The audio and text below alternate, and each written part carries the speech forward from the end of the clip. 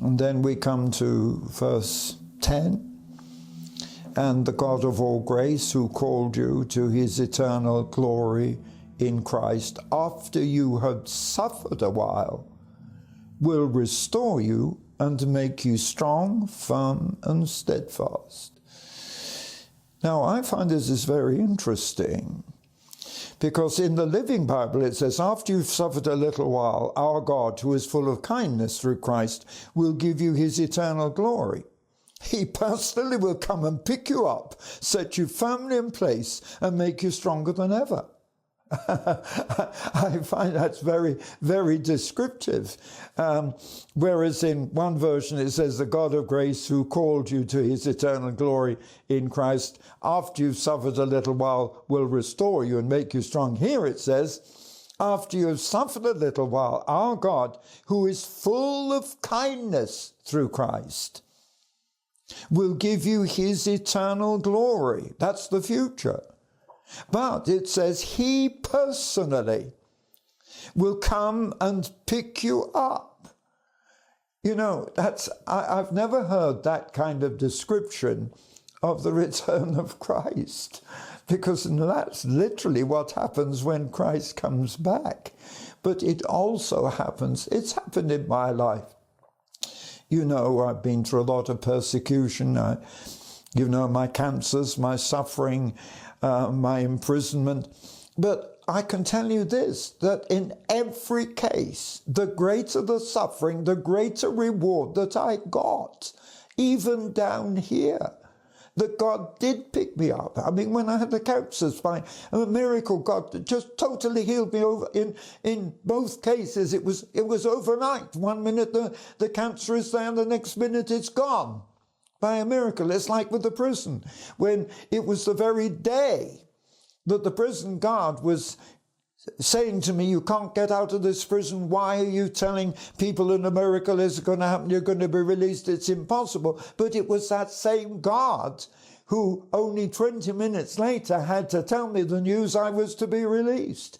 You see, that's the way that God blesses you. That's the way that God picks you up. That's the way that God helps you. And as it says, after you've suffered a little while, he will restore you and make you strong and steadfast. Whoa, come on, because the more you fight, the stronger you become. You know that, don't you? You don't become strong through weakness. You become strong through fighting. That's what given me such strength in my character in my life, is I've always had to fight for everything. Now, people don't give it to me. I have to fight for it. I've always fought for it. I've always fought for the gospel. I've always fought for everything, and I'm still fighting, and I will go on fighting. Why? Because the result is that the Lord himself will make me strong and firm and steadfast. And in verse 11, he sums it up so neatly. To him be the power and the glory forever and ever, because he has power over all things. He has power over all things.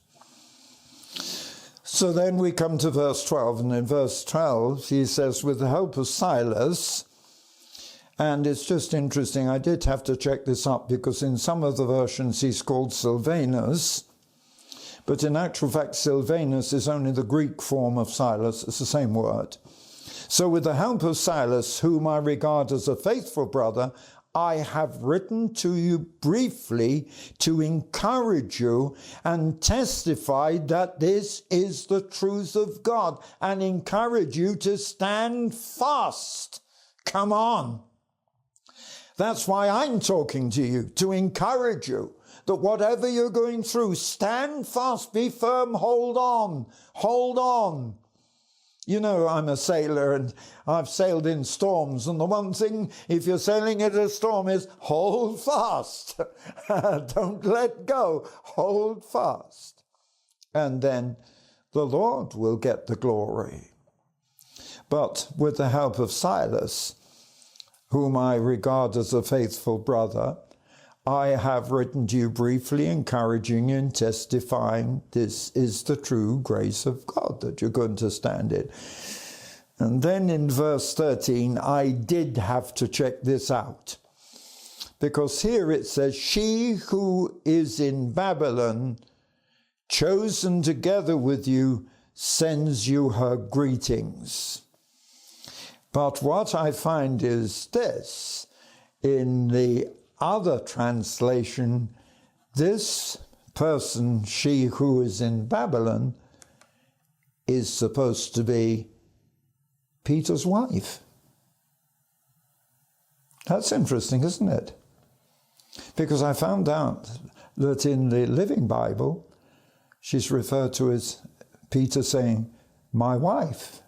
Here in Rome, she is your sister in the Lord, and she sends you her greetings.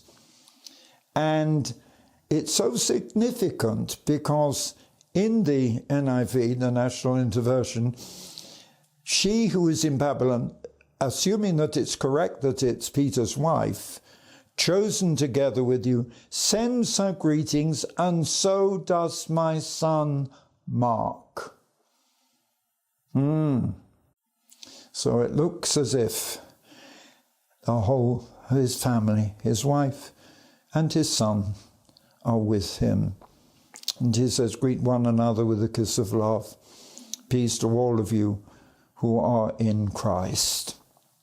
You know, wonderful thing to realize. We're part of a family, and we have the support of our family. I think that's one thing that's encouraged me to continue working as long as I have, is that I have the support of all my physical family.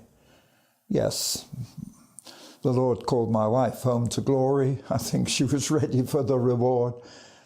But my 3 daughters, my children, my grandchildren, and great-grandchildren love me and support me.